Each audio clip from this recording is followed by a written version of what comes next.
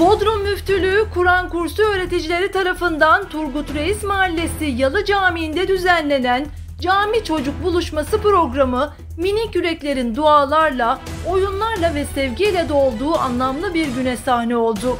Camilerde çocukları kaynaştırmayı hedefleyen etkinlik yoğun katılım ve büyük bir coşkuyla gerçekleştirildi.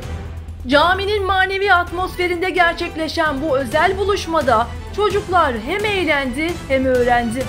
Turgut Reis Mahallesi Yalı Camii Müezzin Kayyımı Hamza Aksu çocuklara cami ve bölümlerini tanıttı.